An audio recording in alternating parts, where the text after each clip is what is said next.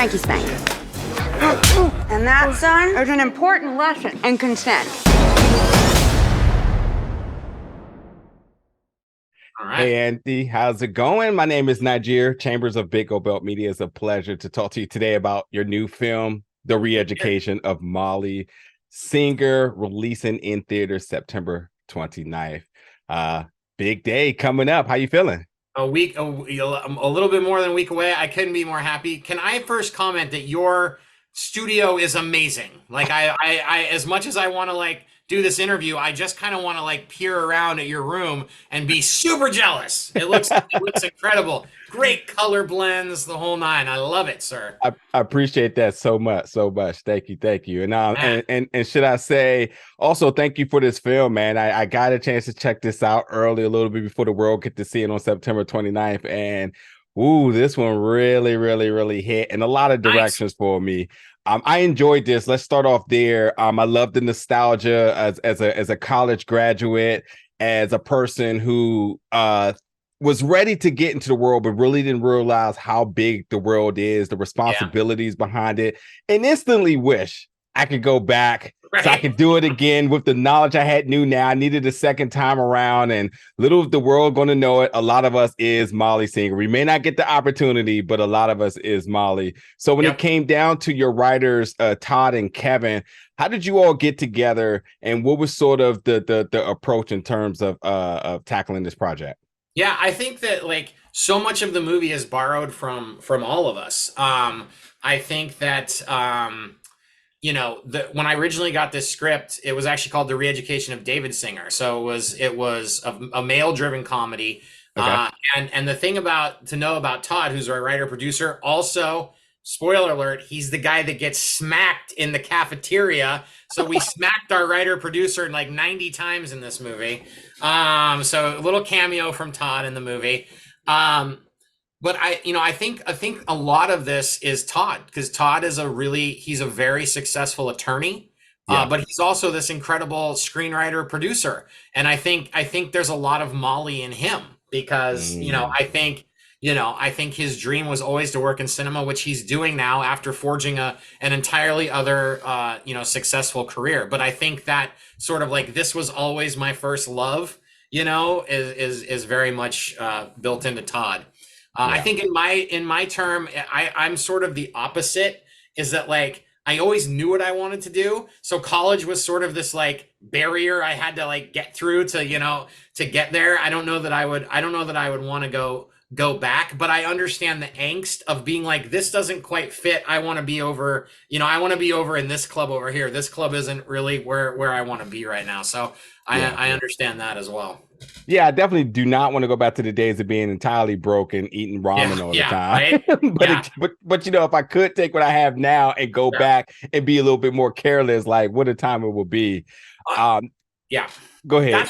That's what I would say. Like if I could go back, I think because I was sort of like so dedicated to wanting to do what I want to do, I didn't have as many adventures as I could have. And maybe if I went back, I would be a little bit more adventurous and semesters at sea and more late nights and more road trips and stuff like that. Yeah. Of course, we all had the task of finishing, and if not, we were going to hear from our parents to let us know. One way or another. This cast is just phenomenal. Obviously, with your star as Britt Robertson, who's Molly. You have Jaime. You have Simpkins, who's just having an amazing year as it is right now. Even going down to Sierra Ramirez, somebody I've been watching for a long time. Are you a Foster's? Are you a Foster's in Good Trouble? You already know. You know it. I will text Sierra after the episode of Good Trouble and be like, dude, what happened? Like, how did that go down? And she's like, I'm sure she's annoyed with me by now, being a super fan of Good Trouble. Absolutely here. I kept saying, looking at the notes, I was like, her name is Sierra. It is not. It's slipping out of my head. Yeah, I know. It's slipping out of my Mariana. Mariana. Yeah, I was like, it's Sierra. It's not Mariana. But yes, when you have this just super diverse cast of just talent and just background experience, and again, let me tip my hat to you. You gave absolutely everybody an opportunity to shine, to really show their acting skill and diversity as well too. How did you approach that, knowing that you had to tell a story revolved around Molly, but also connecting us with these other characters as well? Yeah. Well, the great thing was all these characters were so well presented in the script, and so when we were reworking the script, it was funny. Like when I in the original script, instead of Polly, it was Haas, and he was kind of more like a Stifler. Like he was the guy that was going to get you into trouble, and Yeah. stuff like that. And he was very funny in that realm. But I was like, I feel like Molly wouldn't hang out with Stifler, so I was like, we need somebody that's more like, a little bit drier, a little bit snarkier and stuff like that. And I literally said to those guys, I was like, it's like a Nico Santos type. And then when his reps submitted him for the role, I was like, oh my God, this is fate. Get his man, get him. And Britt was the same way. I love Britt in Tomorrowland. I remember watching Tomorrowland and going, this young woman is just going toe to toe with George Clooney right now, and is as good. Is just as good. And she did another show called For the People that got canceled way too early, and she was great in that. Yeah. And then you and I obviously are Fosters and Good Trouble. I think Sierra is just amazing. And she was another person that got submitted, and I was like, she's the one, go get her, Ty, I didn't know that much about. I'd seen him in Insidious and stuff like that.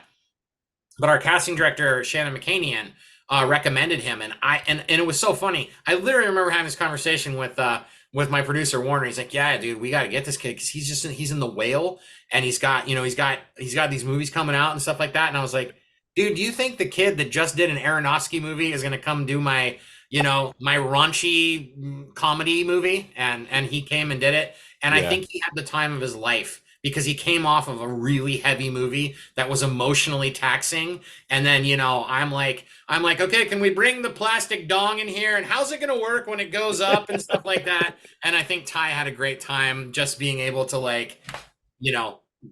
be in college himself. And he was in college at the time. So of any of us, he had the most experience, That's so funny too. So he's really in college. He's in college in this. I believe he went to college in the last chapter of Insidious as well. So he hit me up on Messenger, and he's like, "It's hilarious, man. You dropped me off at the frat party with Stu, and I just got dropped off when there was a ghost at the frat party that I was at, And he's like, and I don't know which one of them was scarier." I swear that would be the question I would ask him. Yeah. That is amazing, and I'm glad you brought up Stifler, because I did feel a lot of inspiration in this film from American Pie. And then I with Jamie being here, how could I not think about Not Another Teen Movie here? Totally. So how did you sort of set the tone and balance with this? Because I think it's very well paced. I think the jokes land. I think the sarcasm, the wit, all of it just really lands and pace very well. How did you, and even told a good message as well, but how was you able to really set the tone? Something that, nothing, not to knock those films, because I think they're great, and they're obviously a classic in my childhood, but they were just over the top comedy. I didn't learn anything from American Pie. Yeah. It's kind of like, I love this. And Not Another Teen Movie, I was like, I kind of just love this, but nothing to be learned. But like, good balance with telling a good message, but also with the great comedy. Yeah, I think that it is like this. It is sort of this raunchy, this raunchy adult comedy and stuff like that. But I'm also I'm a very tug at the heartstrings guy. I like a good cry, And my favorite movie ever is Roxanne. And I think that I love Roxanne, not because I have a giant nose, but because I was a chubby kid that was good with his words, right? And so I see myself in Cyrano de Bergerac a lot, but the heart of that movie is that, love conquers all, right? And stuff and when you emotionally fall for somebody, it doesn't matter what they look like, and so I always gravitate towards stories like that, and I think that I try to bring that to Molly Singer, but also bring the laughs. And I think that humor has changed. There's stuff in American Pie that just doesn't fly today. We have grown as people. We have evolved as people, and so but I still think that there's room for comedy. So I always talk about the strip club scene, which is a scene that Jamie and I talked a lot about. It's her favorite scene in the movie. And she goes, I started reading it and I thought it was going this direction. And then it becomes a lesson in consent. She's like, that's what I would do with my kids, And that's really where humor now kind of evolves. It's like, yeah, we're doing this silly thing where the mom takes her kid to a strip club, but it really becomes a lesson in consent, which is something that we're all talking about in the world right now, you know? Yeah. Oh, nailed that one. Yeah, and also too, learn to get a little bit of legal lessons in there as well too. That's right. Yeah, you know how to set up an S corp now, which I think is very important. Yeah. You know. Now, again, talking about the cast, again, phenomenal. I'm wondering, did you have to do any what do you call it, like testing with any of the couples here? Like, did you have to have like Britt and Nico work together? Did you get, Sierra to work with what's his name in any moments, or how did you guys, or Ty? No. I mean, that's the thing is that like on indie movies like this, you're just lucky you get them, you know. And so it's like, and everybody at that time, because COVID was sort of, coming out, everybody was working. Britt was like coming on, literally, I think flew from one project and went right to our set. Like she came off one movie and went right to our set. So I had less than a week to kind of work with everybody. But I'll tell you what, when I sat down with Britt and Nico, and we went through the whole script together, and it was like they were best friends. Just that first reading, and it's just such a tribute to how talented they are, you know. Yeah. And Ty and Sierra, they were instantly adorable together. I remember watching the scene because the first scene they had was a really tough scene for them because it's the dorm room scene, and it's after they've kissed for the first time and stuff like that. But I do remember that my script supervisor Annie was next to me, and they're kind of doing this like really sweet scene, and I just see her kind of do this, like she kind of cocks her head, like she's like she felt it, and I was like, oh, we're fine, we're gonna be just fine. It's interesting that you mentioned Zach too, because Zach is an actor that I'm still getting. I've seen in some roles, but I think this really was a fantastic outing. I'm wondering what type of conversations did you have with him? I feel like he was very comfortable. I felt like this may be his best performance to date. But I'm just wondering, what were some of the things that you said to really get him to really jump into this role as Stu? Yeah. Zach is incredible in this movie, and Zach is a dear friend of mine. I'm actually traveling next weekend to his hometown, who has found out about his first kind of lead role in a movie, and they are laying out the red carpet for him. There's like 2 theaters playing it. There's like hundreds of people come in, and he's like, dude, you got to come with me. And I was like, I'm there. That sounds amazing. That sounds better than any Grauman's Chinese Theater premiere, you know? And so we're heading back. But he, I really pushed for him, and it was like, talking to producers, talking to casting directors, it's like, you're going to get names, you're going to get these people. And I was like, this is the guy. You guys got to trust me. Zach knows how to ride this line, and he is going to be the most lovable douchebag since the Dickhead Johnny trilogy of the 80s. He will William Zabka the shit out of this. Please let it, And dude, I'll tell you what, I had a Zoom with him before he flew out, and he's like, I've been working on stuff, man. I want to go through it with you and stuff like that. And I think there was a level of nervousness of being against these heavyweights. He starts reading this stuff off, and he's delivering the lines. And I'm like, bro, you have nothing to worry about. I couldn't believe how good he was in the movie. Fantastic. Yeah. Amazing casting choice here, and definitely let him know that I think he just did a fantastic job. As you said, one of his first leading roles. Yeah, no doubt. Another I'm little surprised gem. I'm surprised he hasn't called in, and he's not on the show right now.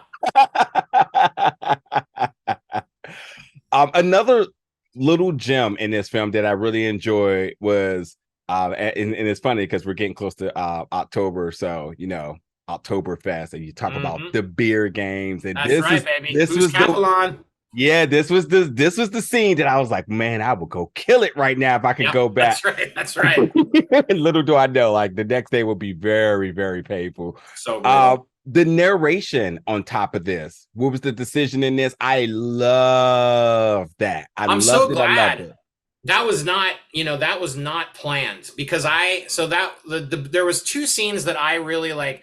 I basically was like, I told Kevin and Todd, I'm like, I'm writing these scenes. And that was the Boozecathlon and Sully's kidnapping. And all because I think possibly they were like, Sully's kidnapping is so stupid. I'm like, I'm going to make it not stupid.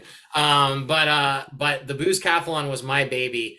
And it's funny because it read way better on the page. So like on the page, you're getting like the round by round, like the script is doing the play by play.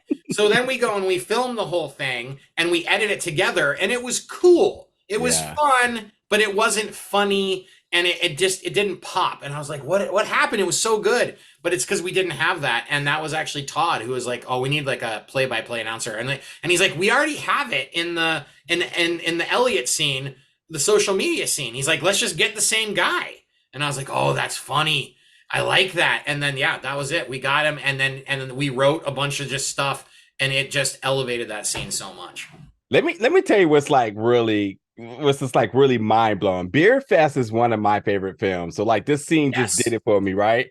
And then I realized, I was like, wait a minute here. There's a face in this film. That's right. You got Paul in there. I don't know if this was some type of mad scientist like configuration beforehand or what. This is as good as a cameo to me. It's just like, or Easter egg, shall I say? In that, was that planned or how did that come about? Having Paul on here. Paul and I are really good friends. He was in my second movie, Badlands of Cain, which was like this no budget, nothing. But Paul loves horror movies, and it was a thriller, and he got to play the bad guy, the creepy bad guy, which I think he just loved. And he was so sweet, and him and I just always talk, and we do, we do stuff together. And he's just the most amazing guy. And so I called him up and I was like, dude, you want to be the drunk wino in my new movie? And he's like, yeah, I do want to be the drunk wino in your new movie. So he flies down. He's there for one day, and his scenes are just, they're so hilarious. They're so memorable. And like, dude, I could not even tell you how many outtakes I have. There was one where he's got her shoe, and he keeps hiding it from the background extra that walks by, the sheriff guy, and he keeps hiding it from him. But there was one take where he hides it from him, and as the guy clears frame, he literally like catapults over the back of the bench, leaps over the railing, and then runs away. And it was like the cameras are trying to like chase him and stuff like that. And it was just he was just so funny. You could have stayed with him all day on that scene, Yeah, let's let Lionsgate know we need a physical release on this one here. Yes, for sure. I need all that BTS. That sounds like a good time. Yeah, so, and we have copious amounts, so we could definitely do something fun with it. I love to hear it. So listen, again, this is coming to theater September 29th. What would be your message to fans and to the audience and how to prepare for this film? Yeah, dude, get your beer bongs ready, I guess, That's a nice thing about coming out day and date on VOD is that like you could literally do your own Molly Singer drinking game as you're watching the movie. So I mean, there are chances for debauchery at all phases once you hit play. Yeah. Oh, do you remember back in the day when VHSs were released and it came with like extras, like how to like be involved with the movie and stuff like that? Oh like, I listen. Here's the Molly Singer drinking games. The descriptions are in on some BTS stuff, or like maybe you got like an extra menu or something in DVDs. I would be all for this. We'll do the little remember the bouncing ball sing along movies? Yes. We'll do the bouncing beer pong ball, and it'll be like take a drink now, or like take a drink every time Polly yells that's a huge dick on screen. Oh, that was hilarious. Oh my God, I forgot about that. And also the commentary, like if you don't know what beer pong is, crawl under the fucking rock. And that was the whole thing. When we were going through the games, I was like, we have to put beer pong. But it's also like everybody knows that game, so we need to like just breeze through it, Yeah. Well, listen, Eddie, I this is easily one of my favorite films this year. I knew I wanted to check this out pretty early, and now having a chance to watch it, I was just so joyed. It was so much fun, and I'm thinking like I'm sitting here like, oh my God, I gotta tell people to go watch this. Like, okay, wait, but I'm under embargo right now, so I have to wait just a little bit. But nonetheless, now that we got this done, this will be released, folks. This is your official announcement. And by all means, almost even a threat, shall I say, you better go see The Re-Education of Molly Singer in theater September Under 29th. duress. Look at the hat. I am a serious man. I wear newsy caps. Go see this movie. Andy, we got to do it again. I know you got some other projects coming down the line, and actually, if I can give you a second to be able to hint or wink at that, I'm not sure if there's any bit of NDAs involved with it, but if there's anything you can share about your other stuff, please take a moment. Sure. No, I got I have a couple movies that I edited that are still in the flux if they're going to be in film festivals or what. But I have a cool thriller called Black Diamond. I have a horror movie that I'm editing right now called Marshmallow that has Paul Soder in it as well. We always got Paul sneaking around somewhere. Yeah. And then currently I'm actually editing, like literally after you and I get off the phone, I'm going to go back and start editing F Girl Island on CW. So, if you fancy yourself some romantic hijinks, F Boy and F Girl Island are coming out pretty soon. Awesome. That's amazing. And again, thank you so much for your time. Again, fans, check out The Re-Education of Molly Singer in theater September 29th. Let's do the next one in person so I can just come hang out in your awesome house. I'm with it. Absolutely with it. Doors unlocked. Come through. Yes. Perfect. Thank you so much for your time today, Andy. I'll talk to you later. Yep.